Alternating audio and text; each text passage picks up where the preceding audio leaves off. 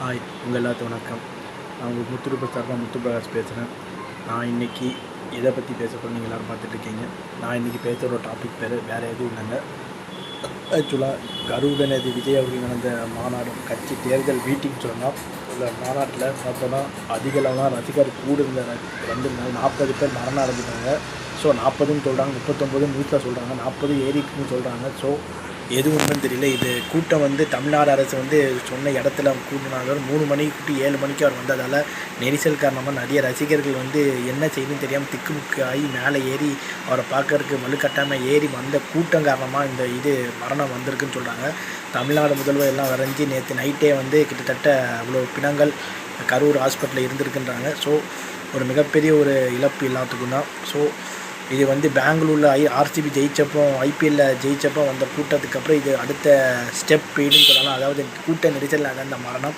இந்த மரணத்துக்கு தார்மீக பொறுப்பு விஜய் ஏற்றுக்கணும்னு எதிர்கட்சியினர் சொல்கிறாங்க.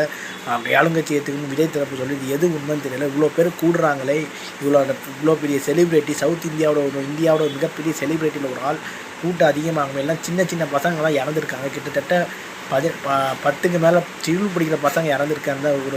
ஒரு நியூஸு. சின்ன பொண்ணு சிறுமி வேறு இறந்துருக்காங்க, 2 குழந்தைங்க. அந்த அம்மா அப்பாவில் வாய் பேசக்கூட முடியல, என்ன நடந்துன்னு கூட தெரியாத ஒரு சூழ்நிலை. ஸோ நம்ம சிஎம், நம்ம கல்வித்துறை அமைச்சர், அதுக்கப்புறம் நம்ம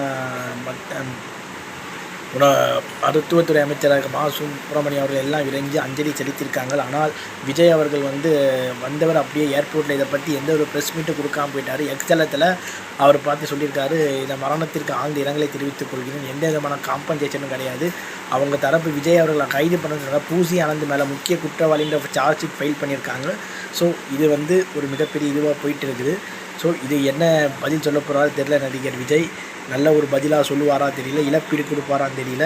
ஸோ இந்த இழப்பீடுக்கு கொடுத்தா உயிர் திரும்ப வராது. இது மாதிரியான கூட்டங்கள் ஒரு மிகப்பெரிய செலிப்ரிட்டி திமுக ஒரு கூட்டம் போடணும், அவங்களுக்கு உண்டான கட்டமைப்பு இருக்குது, இதுவும் இருக்குது. அதே மாதிரி அதிமுகவும் தான். ஸோ இதனால் விஜய் அவர்கள் அரசியலுக்கு புதுச்சென்றனால இது மாதிரி விஷயங்கள் நடக்கலாம். இது மாதிரி நடக்காமல் பார்த்துக்கணும்.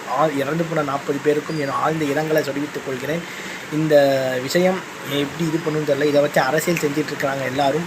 ஸோ நம்ம கவர்னர் ஆர்.என். ரவிக்கு இது ஒரு பூஸ்ட் மாதிரி ஒரு லெட்டர் போட்டு விளக்கம் கேட்டிருக்காங்க. கலைஞர் இவர்கிட்ட அதிக கூட்டம் கூடியிருக்கு, இறந்து போயிருக்காங்கன்னு தான் நிஜம். ஸோ தயவு செஞ்சு சிறுவர்களை உங்கள்